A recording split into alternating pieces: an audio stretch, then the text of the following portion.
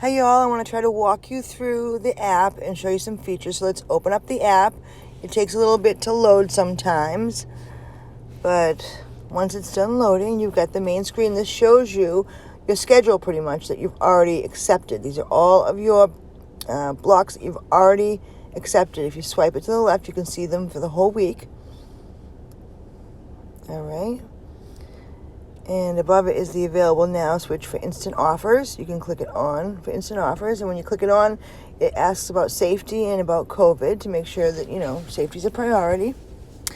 Then you have the button below for the upcoming offers. This is where you can see anything that's available that you can pick up. See, we clicked on this one. We're going to swipe to accept it. And that's it. Voila. You won't be able to see any other blocks because you've already taken this block. If you go to the menu in the upper left-hand corner and go home, there you can see we accepted that block. Go to the menu again. We're going to go to the calendar this time so I can show you how to forfeit the block.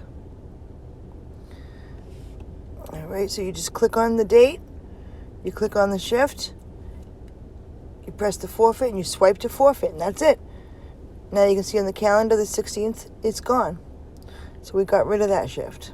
All right, let's go to the menu again, go home again, and you will see that shift's no longer there. All right, that menu in the upper left-hand corner will show you everything. And it's not in the upcoming offers either. So once you forfeit that block, it doesn't show up right away in upcoming offers. All right, so let's go to the menu again and start from the top to the bottom. Let's go to Activity Hub. This is where you show all your ratings and your standings, overall standing details, your level of rewards by the point system. This is something fairly new. So let's go to our standing details. Mine says fantastic right now. It shows basically how well you do with reliability, being on-time arrival, on-time cancel, and then delivery quality, canceling, delivering all of your on-time packages and everything. It's all right here, and it even gives you some frequently asked questions. All right, see, if you go into each one, it will tell you a little bit of tips. All right, let's go back to the rewards detail. Here, there's two separate categories. There's rewards levels that shows you your level and where you stand as far as your points and your next level that you're about to hit. And then you have on the right-hand side, it says points history. This one I like because it shows you each delivery, how many packages delivered, and your points history. It shows the points that you get for each one. So I like this one. Just more detail.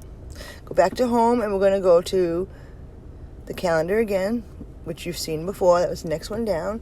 All right, let's go back home again. All right, the next one is going to be the earnings. So this shows all my earnings since I've been doing Amazon Flex. You can scroll up and down, and it even shows you when you get paid. Go back to home again. We're going to go to feedback. This is if you want to give them any feedback on anything that happens. There's certain categories. You can click a category, and then it will show you more. Back to home again. We're going to go to settings. This is if you're a level 2, you can do preferred scheduling. Right there in the middle, click on preferred scheduling. It lets you pick your top 3 stations.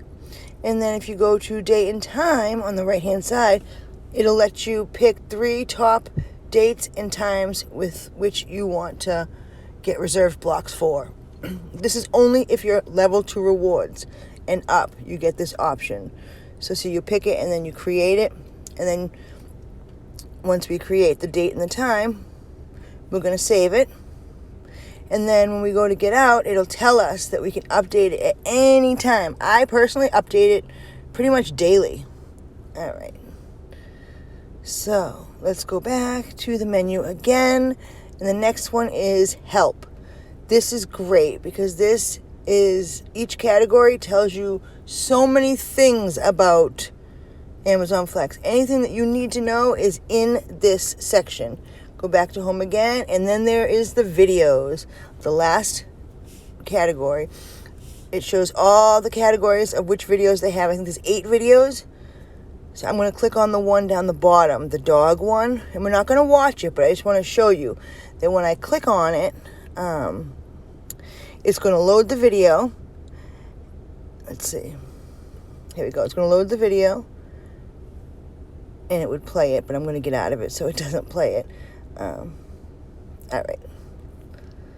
Let's get out of that. And that is basically the rundown of the app. All right, everybody. I had a few questions on some of my videos, so I wanted to go over some of it just to make sure you guys know exactly what to expect and exactly what to do, especially for your first time doing an Amazon Flex logistics block, which is the package delivery. There's 3 kinds of Amazon Flex deliveries. There's logistics, which is package. There's Prime, it's basically same day. And then there is groceries, which like Whole Foods, grocery deliveries. So the app has a lot of vital information that can help you. I suggest that you learn the app first. I did a little bit of navigating to show you guys some stuff about the app and things where you can find certain things.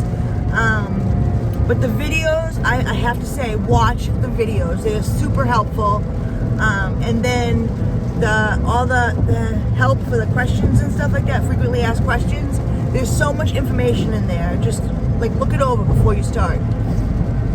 Right now, I am on my way to Sarasota. It's raining out. This might be my first time delivering packages when it's completely raining out. I've done it before when it was, it had just started to drizzle a little bit, but it went away. But this is like full-blown rain, okay? It's very important to know that 1 hour before your block starts, you're able to see the map, which tells you like the directions to the warehouse. And 2 hours before your block starts, they give you a warning. They send you a push notification to your phone that says you have 120 minutes to pick up. That's important to get that reminder, because if something is to come up and you are unable to complete your block, you must forfeit your block 45 minutes or more before the start time of your block, or else it'll go against you and you could be deactivated for it. You're expected to arrive at the station 15 minutes before your block time, and any earlier than that you will not be able to check in. The latest that you can arrive is 5 minutes after your block starts, and then anything after that I don't believe you can check in either. You might need to get help from one of the associates. Every warehouse is different. I've been to 4 or 5 different warehouses or stations, and each one has a different procedure.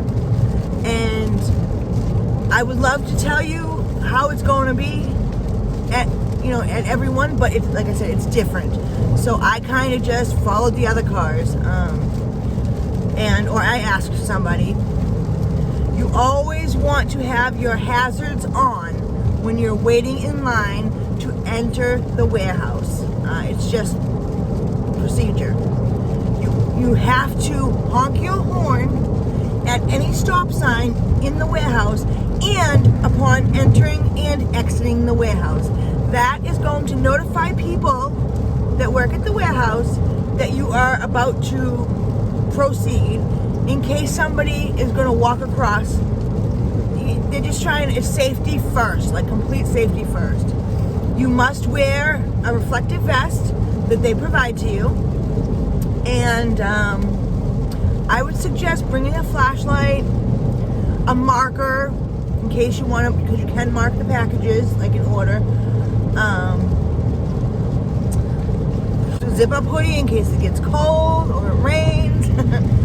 All right, and make sure your phone's fully charged, and please make sure you have a charging cord and a charger for your car, because it eats up your battery. I had told you guys before that when you do start to the location, to the warehouse, it gives you the option in the lower right hand corner, it's a little square with a line coming out of it, to use your own navigation system.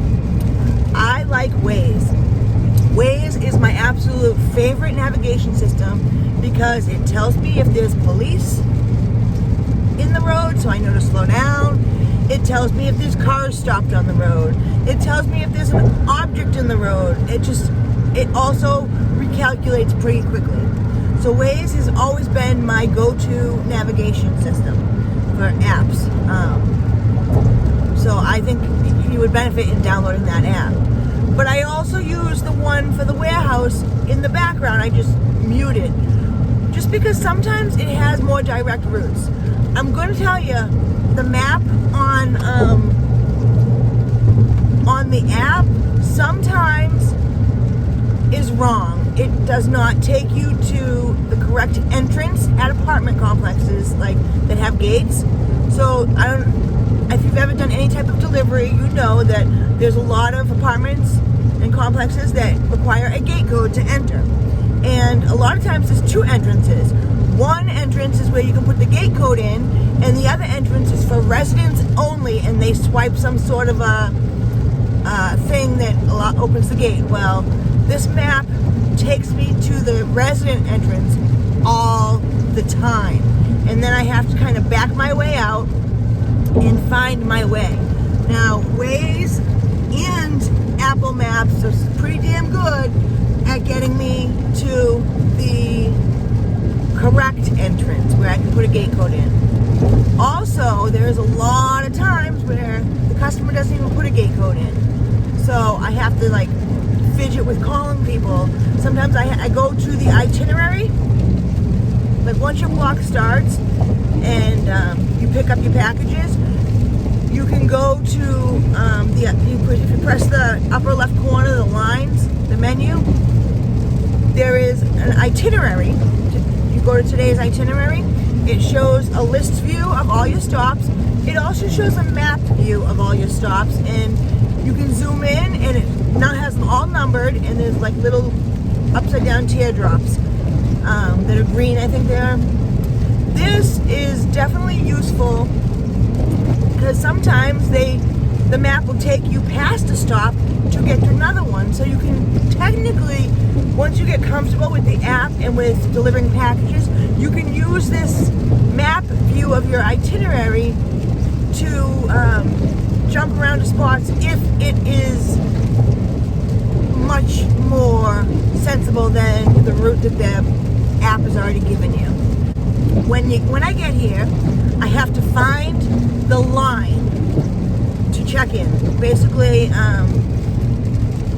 I've never had to show, only one place shows you have to show your ID, but normally you're supposed to show your ID when you check in, and then you wait behind all the other cars with your hazards on, and till they tell you to enter the warehouse. Usually, when you enter the warehouse, you are not able to get out of your car until they tell you to. So I would wait until they tell you to get out. Once you get out, you want to scan.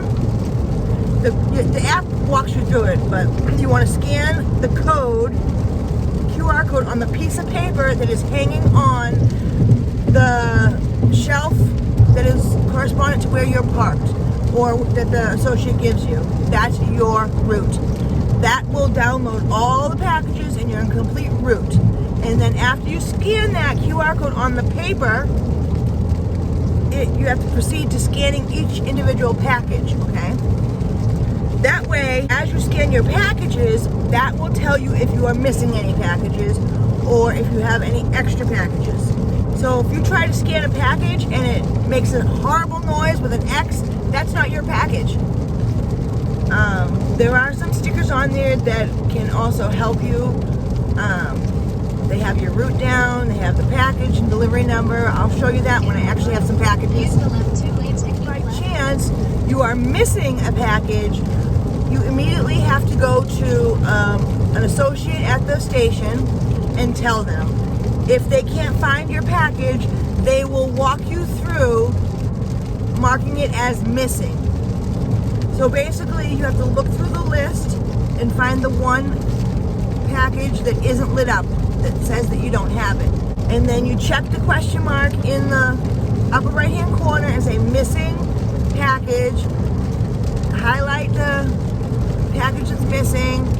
They'll give you a QR code on your phone that the associate needs to scan that in order to remove it from your itinerary. and then you have to refresh your app. All set to go. As far as where to put the packages in your car, it really is a personal preference. So, like I said, I'll show you when I have packages. There's 2 stickers on each package. One is the actual shipping label that has the package ID and the QR code for you to scan. It has the customer's information. The other one is put on by the station staff, the warehouse staff. It's usually a little yellow sticker. That little yellow sticker will have your route number, which is just to identify all the packages. So you really don't need that, but it basically, all your packages will have that same number, like AX58, you know. It also has numbers 1-1 and 2-2. The first number shows you what stop you're at, and the second number shows you the number of packages. So it'll be your first stop, first package. Say stop 1 has 2 packages, it'll be like 1-1, 1-2. Get it? As far as putting them in your car, you gotta do what's easiest for you. I personally put them in my car. I have 1 through 10 up front with me, because those are my first 10 packages I'm gonna deliver. I put 10 through 20 in the back seat, because those are the next 10 through 20 packages. Keep right to US 41. And then 20 and up I put in the trunk, because the trunk's the biggest. You could do it any way you'd like. 1 through 10 in the trunk, you could do 10 through 20 in the back seat, and everything else up front here. It really is your own personal preference. You learn what works for you as you go along. I'm almost at the station, so I will see you after.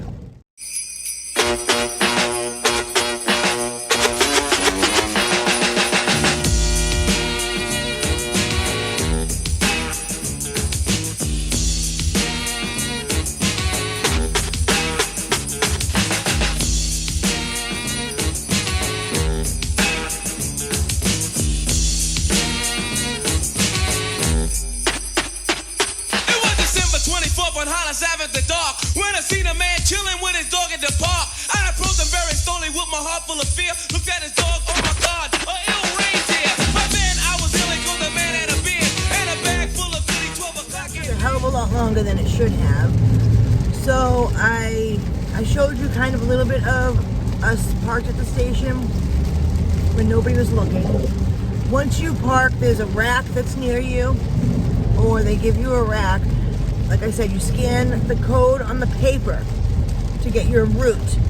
Then the app will walk you through everything and tell you what to do next. The next, you will scan all your packages. As I scan my packages, I put them into my car according to this sticker. The SX14 is my actual route number, okay? That it will be the same on every single one of my packages. If you have a package that doesn't have this SX14 on it, more than likely it's not your package. It doesn't belong with your route. Okay.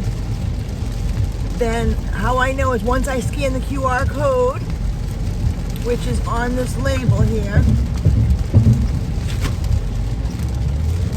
this is what tells me what number package this is. This is my first package, my first stop. See? 1-1. First package, first stop. My next package says 2-2. Second stop, second package. Like I was saying before, if one stop has 2 packages, it'll say the stop's number, the first number, and the package is the second number. So it said, it was my 19th stop has 2 packages. So it will say 1919 and 1920. Okay? So that number 20 will say 2021. Because it's my 21st package. Does that make sense? So I have 28 packages tonight that I'm going to deliver, and I've already showed you guys how to do the deliveries and how to walk through that. So I will let you know how it goes, and I will show you if there's anything important that shows up. Something else to remember about those yellow stickers is when you arrive at the destination and you click I parked and it tells you to scan the package, when you look at the information, it actually tells you what sticker number is for that address. So you just compare them. So those stickers are very important for sorting your packages and for knowing which package belongs at which delivery. But I have had instances where the sticker was not on the package, and I put it to the side. Why is everybody beeping?